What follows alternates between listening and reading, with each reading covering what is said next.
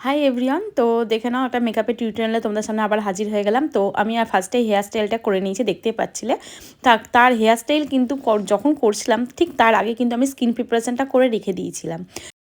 স্কিনটা কিন্তু ভালো করে বোঝা যায় না এই নভেম্বর ডিসেম্বরের ওয়েদারে, তাই তোমরা যারা কিন্তু মেকআপটা করবে ভালো করে কিন্তু আগে দেখে নেবে স্কিনটাকে, তারপর কিন্তু স্কিন প্রিপারেশন করা স্টার্ট করবে। আমি স্কিন প্রিপারেশনটা এই কারণে করে রেখেছিলাম যাতে ওর স্কিনে যদি আরও কিছু বেশি লাগে হেয়ার স্টাইলটা করতে করতে, তাহলে কিন্তু সেটা আমি দিতে পারবো ঠিকঠাক মতো। তোমাদের সাথে কথা বলতে বলতেই ফার্স্টে বললাম স্কিন প্রিপারেশনটা করে রেখে দিয়েছিলাম। তারপর কিন্তু আমি হেয়ার স্টাইলটা করার পর ভালো করে প্রাইমার দিয়েছিলাম। প্রাইমার দেওয়ার পর আমি লিকুইড হাইলাইটার দিয়েছিলাম। আমি এখানে কোনো কালার কারেকশন কিছু করিনি আমি। তারপর ডিরেক্টলি ফাউন্ডেশনে চলে গেছি। ফাউন্ডেশনটা কিন্তু খুব ভালো করে ব্লেন্ড করবে। আর লিকুইড হাইলাইটারটা আমি এই কারণে এখানে ইউজ করেছিলাম যাতে স্কিনটা কিন্তু বেশি হাইড্রেট হয়, বা পরবর্তীকালে গিয়ে যখন স্কিনের সাথে যখন মেকআপটা মিশে যাবে বা নিজস্ব স্কিনের যখন অয়েলটা বেরোবে, তাহলে কি হবে তখন কিন্তু ভেতর থেকে একটা ন্যাচারাল গ্লো আসবে। আমি হাইলাইটার খুব বেশি ইউজ করি না, ক্লায়েন্ট যদি না চায়। হ্যাঁ, এবার আসে আমার আসল কথা। এই ক্লায়েন্ট হচ্ছে কিন্তু আমার মেকআপ আর্টিস্ট।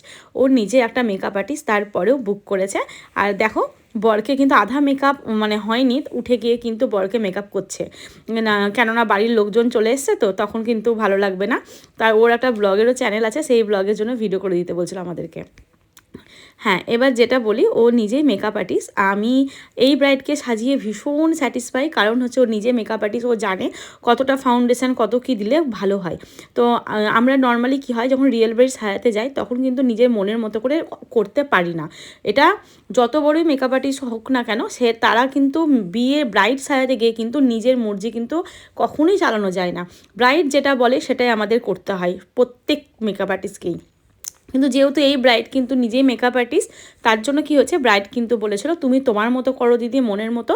তাও যেহেতু মেকআপ আর্টিস্ট একটা তো থাকেই মনের ভিতরে প্যানিকের মতো, তারপরেও আমি দেখে নিচ্ছিলাম। কিন্তু ব্রাইড আমাকে বলে তুমি আরও ফাউন্ডেশন দাও দিদি, আরও ব্লাশার দাও, আরও হাইলাইটার দাও, কোনো প্রবলেম নেই।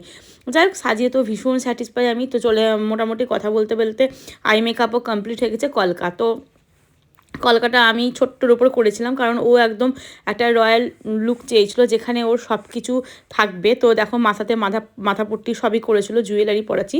দেখতে দেখতে কিন্তু মোটামুটি আমার কিন্তু মেকআপও ডান হয়ে গেছে। জুয়েলারি পরাবো, হেয়ার স্টাইল তো আগেই কমপ্লিট হয়ে গেছিলো, শুধু সামনের কাজটা করে দেবো আর হেয়ার ডেকোরেশনটা করে দিলে কিন্তু কমপ্লিট। তো আজকের লুকটা কেমন লাগলো তোমাদের কিন্তু অবশ্যই তোমরা জানাতে ভুলবে না।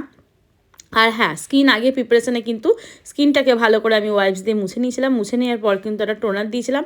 টোনার দেওয়ার পর কিন্তু আমি ভালো করে ময়েশ্চারাইজার দিয়ে নিয়েছিলাম। তারপরেও কিন্তু আবার ময়েশ্চারাইজার তোমরা চাইলে ইউজ করতে পারো, যদি ওয়েদার অনুযায়ী কিন্তু তোমাদের বা স্কিন অনুযায়ী কিন্তু তোমাদের এগুলো কিন্তু করতে হবে। এটা সবসময় মনে করে রাখবে, না আমি একবারই ময়েশ্চারাইজার দিলাম বা পরের বার দিতে হবে না, এমনটা কিন্তু নয়। যাই হোক, আজকে আমার সুন্দর ব্রাইডকে দেখতে পাচ্ছ কেমন লাগছে। ব্রাইডের তো বাড়ির লোক অনেকবার ব্রাইডকে নখ কেটে দিয়ে গেছে, আর ব্রাইড তো নিজেও বরকে মেকআপ করে নিয়েছে, দেখতে পেয়েছো। ওর